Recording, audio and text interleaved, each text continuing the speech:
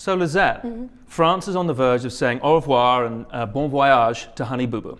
Tell me more about that. Is it the show that they're banning, or? No, not quite. There's a proposal that's been passed by the Senate, which is the upper house in France, to place a ban on what the French call the mini-miss pageants. And this is for children under the age of 16 on the grounds that they're sexualizing young girls. Interesting. Yeah. And now I remember France recently had some controversy as well with a 10-year-old in Vogue magazine. Right. So does that have anything to do with it? Exactly. So this is where it all came from. So in 2010, there was an edition of Vogue which had a 10-year-old girl that was very provocatively dressed, and she had high heels, she had a lot of makeup, some revealing clothing, and as a result of that international condemnation, they issued this gender report. And the gender equality report has been prompted, and they've gone into a number of different areas that they wanted to look at. The main areas that have come out of this that have been adopted into this bill are to ban what they call mini-miss pageants. So if it's passed and taken into law, what will happen is that it will be illegal for anyone to put a child into one of these pageants, punishable by up to 2 years in prison or €30,000, which is a $40,000 fine. That's a hefty fine, and those are 2 years in prison seems. Well, it's draconian, but I think it's probably important because as a result of, I think it's part of this movement really to a movement away from.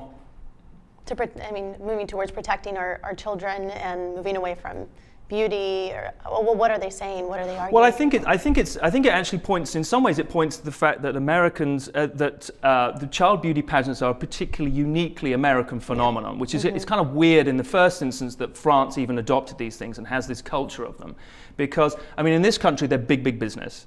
Multi-billion-dollar business. When you think about the fact that the season finale of Honey Boo Boo had 3.2 million viewers, and if you contextualize that, the season 5 opener of Mad Men had 3.5 million viewers. Wow. You get a kind of sense of the numbers, you get a sense of the following that they have here.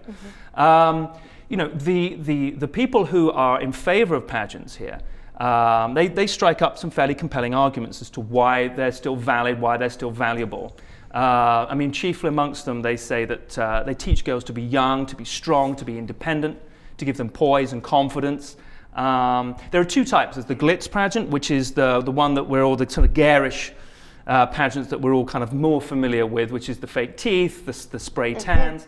And then there's what they call the natural pageants. The fact that they have these two different types of pageants in of itself is a little troubling. But anyway, there's the natural pageant. Which we don't really see because they're not as entertaining to watch on television. Right, exactly. there is that sort of voyeuristic quality to them. But notwithstanding that, the other argument, and they say that this is really just family time. They say this is just entertainment for children. This is a way of them connecting and way of them becoming individuals and discovering their individuality. The other big issue that supporters and proponents of pageants in this country speak to is the fact that really this is a non-governmental issue. And again, I think that really makes a big distinction between government intervention in this country and government intervention in Europe, and in particular in France, where they feel that they can have that more overarching approach to making policies that affect, families and social units. So that then begs the question: could a ban ever happen in the United States in this way? And as I said, I think really it's seen as a family, not a governmental issue. And I also think that the real issue, or it's argued that the real issue is not so much the pageants, but it's also the parents. And it's the parents that need to be educated as to why putting your children through this kind of process is such a profoundly disturbing and potentially very damaging process.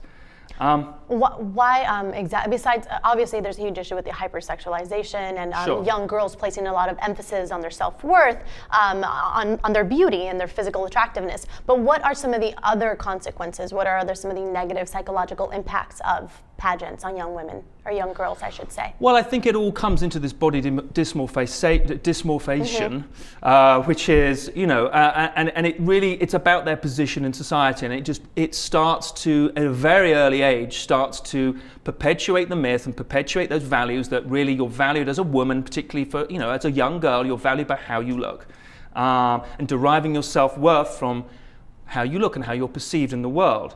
If you look at a recent online survey that they had in the UK, more than 63% of young girls between the ages of 15 and 19 aspire to be glamour models rather than doctors or teachers. So that kind of gives you the that gives you the information, and it informs you as to how insidious this kind of thing is. Yeah.